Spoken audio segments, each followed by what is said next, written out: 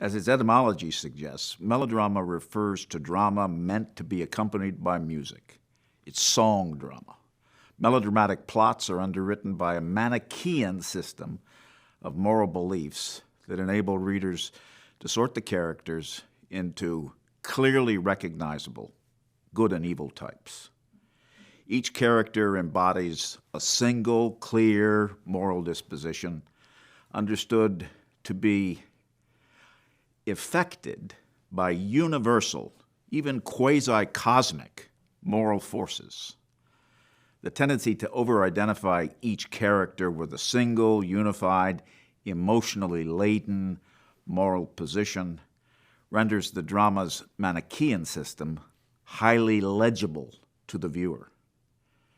The interaction of these pure characters are meant to evoke intense moral sentiments in the melodrama's spectators. Melodrama typically uses heightened gestures, climactic, tableau, contrast, juxtaposition, to crystallize and codify the moral significance underpinning its featured relationships. Melodrama propels forward the motion of its plot by incorporating shocking events within pathos-laden scenes. But melodrama subordinates all these other elements, as well as themes, plot, character development, dialogue, to one overarching purpose. It must evoke intense moral feelings in each member of the audience. Literary historians Bruce McConaughey and Jeffrey Mason have explained the importance of stage melodramas to the public construction of moral standards in antebellum American culture. Linda Williams has provided a cogent account of the influence of that popular 19th century melodramatic form on the most significant literary melodrama of the antebellum period, Harriet Beecher Stowe's Uncle Tom's Cabin. The heroes of Stowe's melodrama, Eliza and Tom and little Eva, are as pure of heart and virtuous in their sufferings as their stage prototypes. And Simon Legree is as irredeemably maleficent. Stowe's melodramatic plot tends to be remarkably complex, but the moral code at work within it is quite simple. Indeed, the complexity of Stowe's plot is a function of the simplicity of its abolitionist moral code, which provided its audience the pleasure of bringing moral clarities to even the most impossibly convoluted of plot situations.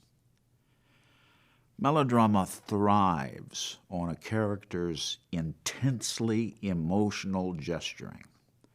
It makes demands through a character's speech acts and body for some moral truth extraneous to both the body and to language.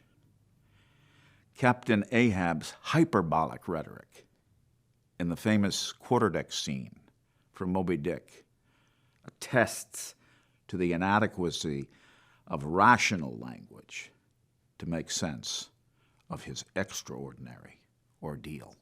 Remember, this is a scene in which Starbuck asks him, "How can you wreak vengeance on a dumb beast?" And Ahab says, "Hark ye yet again." It's a little lower there. All visible objects, man, are but as pasteboard masks. But in each event, in the living act, the undoubted deed, there, some unknown but still reasoning thing puts forth the moldings of its features from behind that unreasoning mask. If man will strike through the mask, How can the prisoner reach outside except by thrusting through the wall?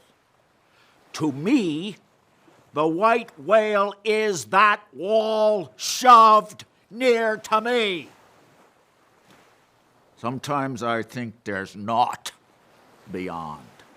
It's enough. He tasks me. He heaps me. I see in him outrageous strength with an inscrutable malice sinnowing it. That inscrutable thing is chiefly what I hate.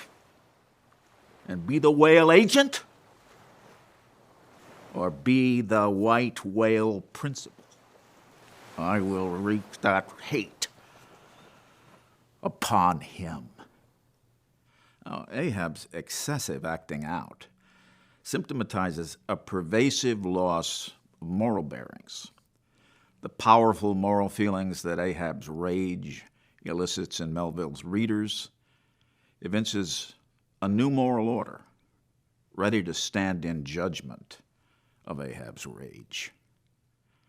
Modern readers have criticized Uncle Tom's Cabin in particular for Stowe's reliance on overdone gesture, implausible plot lines, the absence of psychological complexity. After remarking what she characterizes as the sexist assumptions informing this criticism, literary scholar Jane Tompkins proceeds to associate these melodramatic features at work in Stowe's novel with Stowe's efforts to articulate female attitudes and desires incompatible with and irreconcilable to the 19th century patriarchal order. Tompkins then comes to Stowe's defense by interpreting Uncle Tom's Cabin as a vital aesthetic response to a generalized crisis in moral and epistemological values brought about by the institution of slavery. In Tompkins' view, Uncle Tom's Cabin posited a realm of decisive moral clarity that supplied readers with the emotional wherewithal they needed to confront this moral crisis and commit themselves to the abolition of slavery. Peter Brooks has extended Tompkins' insight into a description of melodrama as a literary response to any disturbance of social values within any period, including our own. In Brooks' estimation, melodrama, in its polarization and hyper-dramatization of forces in conflict, represent a need to locate and make evident, legible, and operative those large choices of ways of being which we hold to be of overwhelming importance, even when we cannot legitimate them within a pre-existing system of moral belief.